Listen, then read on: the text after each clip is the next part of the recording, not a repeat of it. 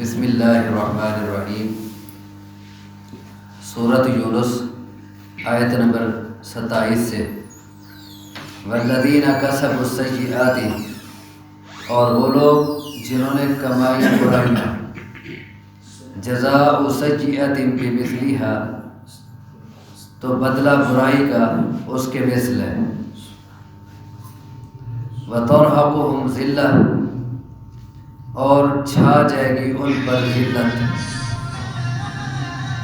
ما لہم من اللہ من عاصم، نہیں ہوگا ان کے لیے اللہ سے کوئی بچانے والا، کأنما اغشیت وجوہہم، گویا کہ ڈھانپ لیا جائے گا ان کے چہروں کو، قطعا من اللیل مظلمہ، اندھیری رات کے ٹکڑوں سے، اولئک اصحاب النار، یہی لوگ ہیں آگ والے، ہم فیہا خالدون، وہ اس میں ہمیشہ رہیں گے۔ پیچھے جنتیوں کا تذکرہ ہو رہا تھا، اور یہ قرآن کا اسلوب ہے کہ جہاں جنت کا ذکر ہو وہاں ساتھ دوزخ کا تذکرہ ہوتا ہے، جہاں اچھے لوگوں کا تذکرہ ہو وہاں برے لوگوں کا تذکرہ بھی کیا جاتا ہے۔ تو فرمایا والذین کسبوا السیئات جزاء سیئۃ بمثلھا، وہ لوگ جنہوں نے برائیاں کمائیں، یعنی شرک کیا، کفر کیا، غلط کام کیے، جزاء سیئۃ بمثلھا، تو بدلہ برائی کا اتنا ہے، اس کے مثل ہے۔ پیچھے بات آئی تھی جنتیوں کی، اس میں آپ نے ایک لفظ پڑھا تھا للذین احسنوا الحسنی وزیادہ، جن لوگوں نے اچھائی کی ان کے لیے اچھائی ہے اور مزید ہے۔ مزید کی ایک تفسیر کل میں نے بتائی تھی آپ کو کہ اس سے مراد اللہ کا دیدار ہے، اور مزید کا ایک معنی اور بھی ہے جو بعض مفسرین نے کیا ہے، وہ یہ ہے کہ نیکی جتنا ہے صلہ اس سے زیادہ ملے گا۔ مثلا ایک نیکی کے کم سے کم 10 گنا، اور زیادہ سے زیادہ 700 گنا، اور اس سے بھی زیادہ جتنا خلوص ہو اللہ جہاں تک جائے گا۔ تو نیکی میں تو جتنا نیکی ہے اس سے مزید ہے، لیکن برائی جس نے کی جزاء سیئۃ بمثلھا، تو بدلہ برائی کا اتنا ہے جتنا برائی ہے۔ یہاں یہ نہیں کہ برائی ایک ہو اور اس کی سزا 10 گنا زیادہ ہو، بلکہ یہاں تو 2 گنا بھی نہیں ہوگی، جتنا برائی اتنا سزا ہے۔ بس یہ اللہ کا فضل و کرم ہے کہ نیکی میں اضافہ کر دے گا، لیکن برائی جتنا ہے اس کی سزا اتنا اگر جائے گا۔ اور وہ لوگ جنہوں نے برائیاں کمائی تو بدلہ برائی کا اس کے مثل ہے، یعنی اتنا ہے۔ وَتَرْهَقُهُمْ ذِلَّةٌ، اور ان پر ذلت چھائی ہوگی۔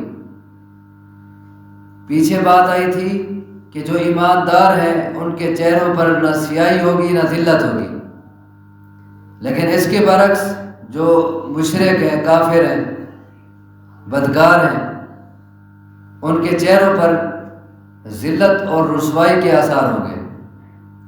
ما لہم من اللہ من عاصم، نہیں ہوگا انہیں اللہ سے کوئی بچانے والا، کوئی وہاں ان کے کام نہیں آئے گا۔ ان کے چہرے کیسے ہوں گے وہاں؟ کأنما اغشیت وجوہہم قطعا من اللیل مظلمہ، گویا کہ ڈھانپ دیے گئے ہیں ان کے چہرے اندھیری رات کے ٹکڑوں سے۔ دیکھیں رات بالکل تاریک ہو، جیسے میں کوئی چاند نہ ہو، تو کتنا تاریک ہوتی ہے وہ، یہ لائٹیں بالکل نہ ہوں، بجلی نہ ہو، بالکل اندھیرا ہوتا ہے، کوئی چیز نظر نہیں آتی۔ یوں سمجھ لیں آپ ایک کمرے میں بیٹھے ہیں، اچانک لائٹ چلی گئی، اب ابھی آپ نے ٹارچ نہیں جلائی، ابھی کوئی لائٹ کا انتظام نہیں کیا، اچانک لائٹ گئی، بجلی گئی، تو اس وقت کیسے اندھیرا ہوتا ہے؟ کوئی چیز نظر آتی ہے؟ تو یہی مطلب ہے قطعا من اللیل مظلما، یوں لگے گا جیسے ان کے چہروں پر اندھیری رات کے ٹکڑے چڑھا دیے گئے ہیں، یعنی ان کے چہرے بالکل کالے سیاہ ہوں گے، ذلت اور رسوائی کے آثار ہوں گے، اور جگہ آتا ہے کہ ان کے چہرے شرمندگی سے جھکے ہوئے ہوں گے، مجرم سر اٹھا کے نہیں دیکھ سکیں گے، پوری مخلوقات کے سامنے کھڑے ہیں، اللہ کے سامنے کھڑے ہیں، جرائم ان کے سامنے ہیں، اب وہ رسوائی اور ذلت کی وجہ سے اور شرمندگی کی وجہ سے سر نہیں اٹھا سکیں گے، سر جھکا کے کھڑے ہوں گے، اور چہرے انتہائی تاریک اور انتہائی کالے سیاہ۔ ایمانداروں کے چہرے اس کے برعکس کیسے ہوں گے؟ وجوہ یومئذ ناظرہ الی ربها ناظرہ، کوئی چہرے تر و تازہ ہوں گے، ان کے چہروں پر روشنی ہوگی، نور ہوگا، اور تر و تازہ چہرے، کوئی ذلت اور رسوائی کے آثار نہیں ہے، کوئی گرد و غبار نہیں ہے۔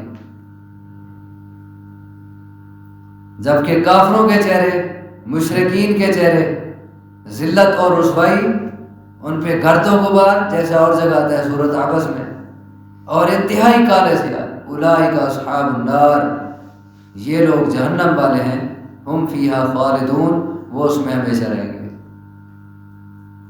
وَيَوْمَ نَحْشُرُهُمْ جَمِيعًا، اور جس دن اکٹھا کریں گے ہم ان سب کو، نحشر حشر، اسی سے ہے میدان حشر، محشر، اکٹھے ہونے کی جگہ، تو ہم ان کو اکٹھا کریں گے، کن کو؟ جميعا، سب کو۔ اب اندازہ کریں کہ سب وہاں اکٹھے ہوں گے، کالے گورے، کسی کا تعلق کس دور سے ہے، کس وقت سے ہے، کس برادری سے ہے، کس علاقے سے ہے، کس نبی کی امت سے ہے، سارے ایک جگہ جمع ہے، ایک میدان۔ ایک اور جگہ آتا ہے وَحَشَرْنَاهُمْ فَلَمْ نُغَادِرْ مِنْهُمْ أَحَدًا، ہم ان کو اکٹھا کریں گے اور ہم کسی کو بھی باقی نہیں چھوڑیں گے، سب ایک میدان میں اکٹھے کھڑے۔ اور پھر کیا ہوگا؟ ثُمَّ نَقُولُ لِلَّذِينَ أَشْرَكُوا، پھر کہیں گے ہم ان لوگوں سے جنہوں نے شرک کیا، مشرکین سے ہم کہیں گے مَكَانَكُمْ أَنْتُمْ وَشُرَكَاؤُكُمْ، کہ اپنی جگہ پہ ٹھہرے رہو تم اور تمہارے شرکاء، تم یہیں رکے رہو۔ وَامْتَازُوا الْيَوْمَ أَيُّهَا الْمُجْرِمُونَ، جسے اور جگہ کہا گیا ہے مجرموں تم الگ ہو جاؤ، گروپ بنا دیے جائیں گے، جو مومن ہیں وہ الگ، جو مجرم ہیں، جو مشرکین ہیں، ان کو الگ کر دیا جائے گا۔ اور یہاں ہے کہ مشرکین سے کہا جائے گا مکانکم، اپنی جگہ پہ، مکان کسے کہتے ہیں؟ جگہ، اپنی جگہ پہ ٹھہرے رہو، انتم، تم، وشرکاؤکم، اور تمہارے شرکاء، تم بھی یہیں کھڑے رہو، اور جن کی تم عبادت کرتے تھے وہ بھی کھڑے رہے۔ اب باقی الگ ہو گئے، مشرکین اور ان کے معبود جن کو وہ اللہ کا شریک سمجھتے تھے، وہ بھی وہیں کھڑے ہیں۔ اب کیا ہوگا آگے؟ فَزَيَّلْنَا بَيْنَهُمْ، پھر ہم ان کے درمیان جدائی ڈال دیں گے،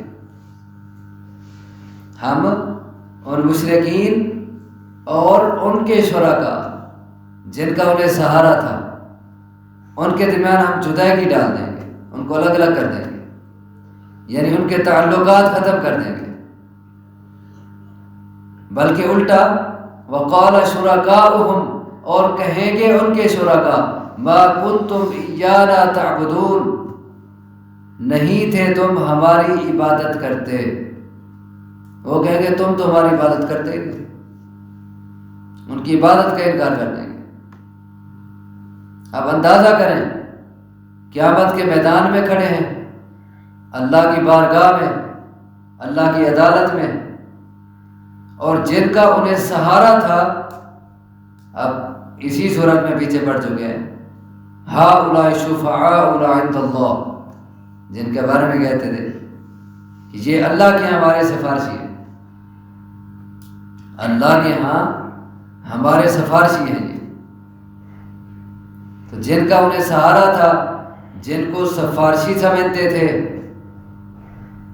جن پر ان کا بھروسہ تھا کہ آج یہ ہمارے حق میں بولیں گے، آج ہمیں یہ بچوائیں گے، دنیا میں یہی نظریہ تھا نا، تو وہ کہہ دیں گے کہ تم تو ہماری عبادت کرتے ہی نہیں تھے، اب کیا بنے گا؟ اب تو جن کا سہارا تھا وہ ساتھ چھوڑ گئے۔ فَكَفَى بِاللَّهِ شَهِيدًا بَيْنَنَا وَبَيْنَكُمْ، بس کافی ہے اللہ بطور گواہ ہمارے درمیان اور تمہارے درمیان، یعنی اگر تم نہیں مانتے اس بات کو، ہم تو کہہ رہے ہیں کہ تم ہماری عبادت کرتے ہی نہیں تھے، اگر تم نہیں مانتے، تم کہتے ہو نہیں ہم نے تو پوری زندگی تمہارے نام کی خیراتیں کی تھی، ہم تو پوری زندگی تمہارے نام کے نذرانے پیش کیے تھے، منتیں مانی تھی، بکرے دیے تھے، دیگیں لگائی تھی، اور تم سے ہم دعا مانگ تمہاری قبر پہ آتے تھے، اور آج تم کہتے ہو کہ ہم تمہاری عبادت کرتے ہی نہیں، ہم تو نہیں مانتے۔ وہ کہیں گے اگر نہیں مانتے فَكَفَى بِاللَّهِ شَهِيدًا بَيْنَنَا وَبَيْنَكُمْ، تو اللہ ہمارا گواہ کہ تم ہماری عبادت نہیں کرتے، اللہ گواہ ہے، بس کافی ہے اللہ بطور گواہ ہمارے اور تمہارے درمیان، ان کننا عن عبادتکم لغافلین، کہ بے شک تھے ہم تمہاری عبادت سے البتہ غافل، ہمیں پتہ نہیں ہے، اللہ گواہ ہے۔ دیکھیں کتنا واضح بات ہے، وہ کہیں گے کہ ہمیں پتہ نہیں ہے کہ تم ہماری عبادت کرتے ہو، اس بات پر اللہ گواہ ہے۔ اب اس سے کیا سمجھ آیا کہ کوئی جتنا نیک کیوں نہیں ہے، چاہے وہ کوئی نبی ہے، کوئی ولی ہے، کوئی پیر ہے، کوئی صالح، جو بھی بڑے سے بڑا انسان کیوں نہیں ہے، لوگ جس چیز کی عبادت کرتے ہیں، جس کو اپنا سفارشی سمجھتے ہیں، تو قیامت کے دن وہ کہیں گے ہمیں تو پتہ ہی نہیں تھا کہ تم کبھی ہماری قبر پہ آئے ہو، کبھی ہماری عبادت کی ہو، ہم ہمارے آگے جھکے ہو، ہمیں تو پتہ ہی نہیں اس بات کا، اللہ اس بات پر گواہ ہے۔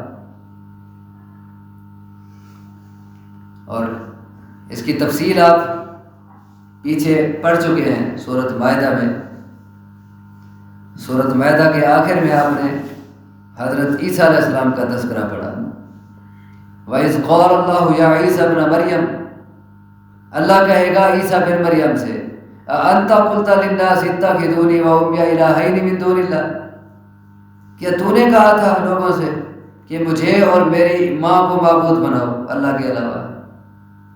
قال، عیسیٰ علیہ السلام کہیں گے سبحانک، اللہ تو پاک ہے، ما یکون لی ان اقول ما لیس لی بحق، میرے لیے تو یہ لائق ہی نہیں تھا کہ میں وہ بات کروں جو حق نہیں، ان کنت قلتہ فقد علمت، اگر بالفرض میں نے ایسی بات کی ہوتی تجھے تو پتہ ہے، کیوں؟ تعلم ما فی نفسی ولا اعلم ما فی نفسک، کہ میرے نفس میں دل میں جو ہے تو جانتا ہے، لیکن تیرے نفس میں ہے جو میں نہیں جانتا، انک انت علام الغیوب، غیب کو جاننے والا صرف تو ہے، ما قلت لهم الا ما امرتنی به، میں نے تو ان سے بس وہ بات کی تھی جس کا تو نے مجھے حکم دیا تھا، وہ کیا بات تھی؟ ان اعبدوا اللہ، کہ عبادت اللہ کی کرو، جھکو، اللہ کی عبادت کیا ہوتی ہے؟ جھکو اللہ کے آگے، سجدہ اسی کے آگے کرو، نظر و نیاز، صدقات، خیراتیں، دیگیں، بکرے، یہ سارے اللہ کے نام پہ دو، اللہ کو خوش کرنے کے لیے، اسی پر امید لگا کے، اسی سے دعائیں مانگو، ربی و ربکم، کیونکہ میرا رب بھی وہی ہے، تمہارا رب بھی وہی ہے، جو میرا رب ہے تمہارا رب بھی وہی ہے، میں تمہارا رب نہیں ہوں، اللہ میں نے تو بس یہ بات ان سے کی تھی۔ اب وہ کہیں کہ عیسیٰ خدا ہے اور عیسیٰ کی ماں وہ خدا ہے، میں نے تو نہیں کہا، مجھے تو یہ لائق نہیں۔ وَكُنْتُ عَلَيْهِمْ شَهِيدًا مَا دُمْتُ فِيهِمْ، اور جب تک میں ان میں رہا میں ان پر گواہ ہوں. فلما توفیتنی، جب تو نے مجھے اٹھا لیا، کنت انت الرقیب علیہم، تو پھر تو ان پر نگران ہے. یعنی جب تو نے مجھے اٹھا لیا اس کے بعد کا مجھے پتہ نہیں ہے، پھر تو نگران ہے. اب واضح طور پر کہہ رہے ہیں کہ جب تو نے مجھے اٹھا لیا اس کے بعد کا پتہ تجھے ہے، مجھے نہیں ہے. تو اب کوئی کتنا بڑا نیک کیوں نہ ہو، پوری دنیا اس کو بلاتی رہے، اسے پکارتی رہے، اسے سفارشی سمجھتی رہے، لیکن اسے پتہ نہیں کہ مجھے کوئی بلا رہا ہے یا نہیں بلا رہا. میری قبر پہ کوئی آگے کھڑا ہے کہ نہیں کھڑا، اسے پتہ. ولی کو پتہ نہیں ہے، پیر کو پتہ نہیں ہے، نبی کو پتہ نہیں ہے. یہ واضح دلیل ہے، اس سے واضح اور کیا چاہیے؟ کافی ہے اللہ بطور گواہ ہمارے اور تمہارے درمیان، ان کننا عن عبادتکم لغافلین، کہ بے شک ہم تو تمہاری عبادت سے غافل تھے. یعنی ہمیں تو پتہ ہی نہیں ہے کہ تم نے ہماری عبادت کی بھی تھی کہ نہیں کی تھی. یہ واضح دلیل ہے کہ مردے نہیں سنتے. جو قبر میں چلا گیا دنیا سے اس کا تعلق ختم ہے. تو اگلی آیت پھر اسی سے مناسبت ہے گرچہ، لیکن اس پہ تھوڑا لمبی تفصیل ہے، کچھ اور دلائل ہیں. یہیں پہ ہم ختم کرتے ہیں، کل پڑھیں گے انشاءاللہ. اللہ سے دعا ہے مجھے آپ کو سمجھنے کی، عمل کی توفیق عطا فرمائے. اقول قولی ھذا واستغفر اللہ لی ولکم، وآخر دعوانا ان الحمد للہ رب العالمین.